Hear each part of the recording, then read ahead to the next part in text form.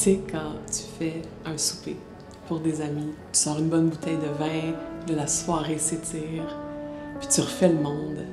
Puis à la fin, t'es revitalisé, tu ressors heureux. Pour moi, c'est une des meilleures images d'Église. Ce qu'on célèbre le Jeudi Saint, ce dernier repas de Jésus, c'est un peu ça. C'était lui qui dit « Je refais le monde à table, puis dorénavant, à chaque fois que vous partagez le pain, vous faites ça en mémoire de moi. » Les disciples d'Emmaüs qui partent de Jérusalem après la crucifixion de Jésus, qui sont évidemment complètement déçus, ils sont en chemin, puis le Christ lui-même les rejoint, puis ils ne le reconnaissent pas tant qu'ils ne sont pas assis à table puis qu'ils ne partagent pas ce pain.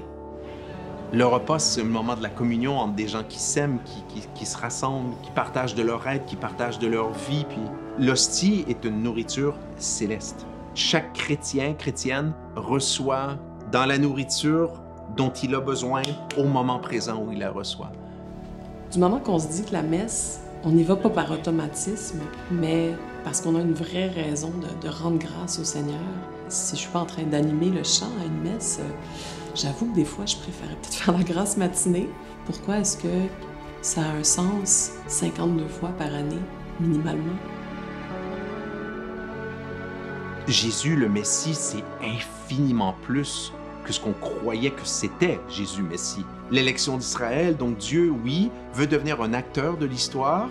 Pour les Juifs, là, wow, d'abord qu'un Dieu s'incarne. Et là, Jésus les nourrit matériellement, qui mange ma chair et boit mon sang, la vie éternelle, et moi, je le ressusciterai le dernier jour, et le contraire, qui ne mange pas, qui... L'amour veut unir ce qui est séparé. Deux chairs ne feront plus qu'une. Puis là, il y en a plein qui partent. Jean 6, 52. Vous partez pas? Vers qui irions-nous, Seigneur?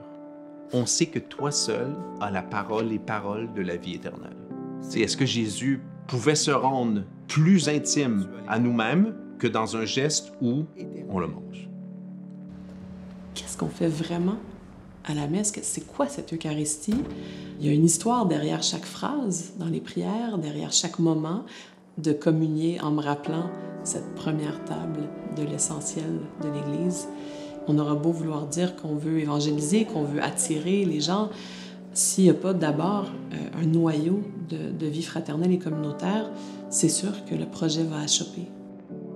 Tu sais, Jésus aurait pu décider de construire son Église sur une seule personne. Judas n'a pas choisi Pierre, Pierre n'a pas... Et ils ont appris à s'aimer. Ils ont appris à prier ensemble, ils ont appris à faire Église. Des êtres humains qui, comme moi, ont reconnu en Jésus, celui qui donne sens à leur vie, qui comble. Jésus me précède dans cette paroisse-là où j'arrive, où je connais personne. J'arrive un petit peu avant la célébration, puis on reste un petit peu après, puis on ouvre notre cœur, puis on répond au sourire, puis on...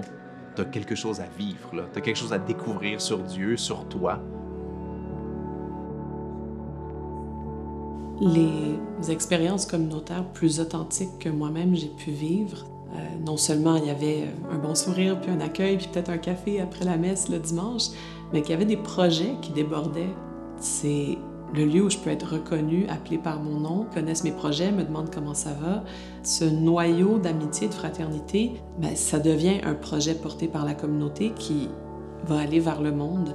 Le but, c'est de se rassembler parce que quelqu'un nous appelle. Continuer la mission qui a toujours été la même. Trouver des façons qui répondent aux exigences du monde moderne parce que ça n'a plus de sens, là. L'expérience de Jésus, le premier critère, c'est avec quelle intensité d'amour es-tu capable de parler de moi aux autres? Il y a beaucoup de personnes qui se découragent d'elles-mêmes. En fait, tu sais plus qui tu es, tu sais plus quelles sont tes vraies qualités, tu sais plus ce que tu peux apporter aux autres. Puis à cet égard-là, le regard de Jésus, c'est extraordinaire. Acceptes-tu de croire en toi? Marche main dans la main avec moi qui vais te soutenir dans ce relèvement. Faisons une nouvelle histoire ensemble. Voir qui tu es vraiment.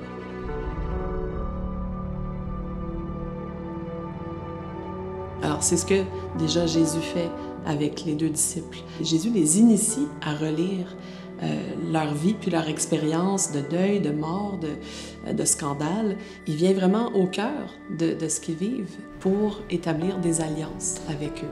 Mais ces moments charnières nous apprennent l'appel de Dieu ou sa volonté pour nous. Je pense aussi à la dure leçon cette année d'être passé proche d'un épuisement professionnel. Ça fait des années que je me donne énormément dans l'institution de l'Église. Qu'est-ce qui entretient ma flamme intérieure? Pour moi, ça a été la créativité, ça a été... En ça aussi, je suis en train de retrouver la trace de Dieu.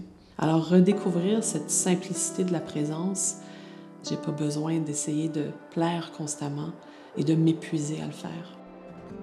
Ce que Jésus disait à chacun dans sa souffrance, c'est « Hey, Dieu t'a pas oublié. Il n'y a pas un cheveu de ta tête qui tombe sans que Dieu le sache. » Jésus n'est pas venu faire disparaître la souffrance. Jésus est venu l'habiter pour donner l'espérance.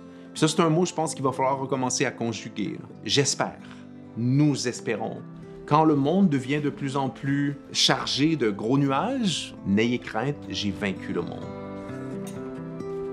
Je réfléchissais il n'y a pas longtemps aux vitraux dans les églises, d'un ensemble de petites pièces de verre brisées qui, toutes seules, ça a l'air de rien.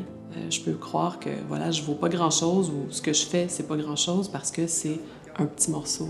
L'Église, c'est ça. Quand on met tous nos petits morceaux ensemble, aussi brisés soient-ils, aussi pauvres semble-t-il, on peut créer une œuvre à travers laquelle la lumière de Dieu peut passer. L'Évangile de Jean, chapitre 14, verset 2. Il y a beaucoup de demeures dans la maison de mon Père. Puis on peut avoir aussi différentes visions de la mission. J'ai été assez critique moi-même de certains styles parfois parce que je me disais, oui, mais est-ce que c'est la bonne façon?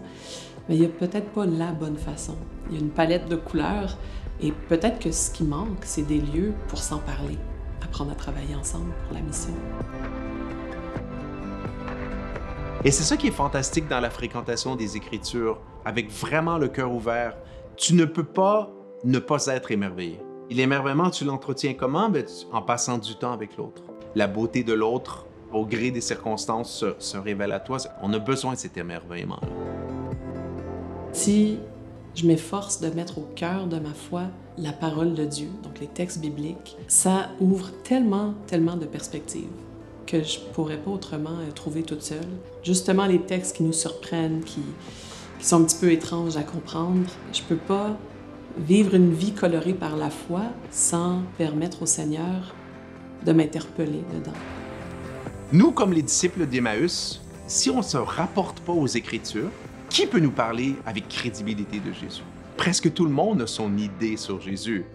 Quand on prend l'Évangile, n'importe quelle page d'Évangile, dans la prière, parce que l'Esprit Saint est là, il fait son travail, et là, on devient finalement chaque jour disciple d'Emmaüs. Entre deux réunions, en débutant notre journée, à la mi-journée, il y a une puissance de vie et de lumière dans l'Évangile qu'on retrouve dans aucun autre livre.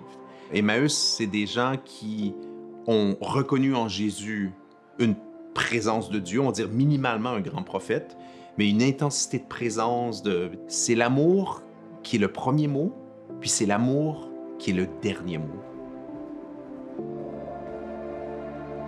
Quel plan d'action pastorale, comment on pourrait revitaliser ceci ou cela? Jésus, il n'y avait pas de plan, il n'y avait pas de programme, c'était un itinérant de la consolation, en quelque sorte. Toutes les personnes qu'il a rencontrées, c'est pas planifié, c'est des gens qui venaient vers lui. Il y a peut-être quelque chose auquel on devrait s'attacher comme Église aujourd'hui. Dans les Actes des Apôtres, on dit bien que les premières communautés mettaient leurs sous ensemble. Si on veut continuer à transmettre quelque chose dans notre Québec, il va falloir qu'on innove, qu'on se serre les coudes, sachant qu'on aura sans doute moins de moyens financiers, mais qu'on sera capable aussi de peut-être proposer des nouvelles façons de faire des expériences d'église et de communauté. Au fond, ce que le pape nous dit, c'est « Soyez jamais blasés quand vous parlez de votre grand amour, quand vous parlez de Dieu. » Il est normal à un moment donné d'être atteint et de se sentir abattu. Cette redécouverte-là du Christ à chaque jour dans ma vie spirituelle alimente en moi, j'allais dire, la jeunesse de ma foi. Et c'est ça qu'on veut transmettre, cette force de vie. C'est quelque chose à demander dans la prière, je crois vraiment. Dieu aurait pu ne pas avoir besoin de moi, de toi. Dieu a voulu. Il y a quelque chose à faire maintenant. Il y a quelque chose à partager avec les autres. Chacun compte, vraiment. Si tu peux croire que que Dieu est réellement là. Si on peut vivre une foi qui dépasse les automatismes, les quelques minutes que je peux prendre à lire un évangile, à me questionner sur un mot, se mettre au défi de prendre des instants comme ça et se rendre disponible aussi à Dieu. Dire « Salut, je suis là. Qu'est-ce que tu as à me dire aujourd'hui? Je t'écoute. »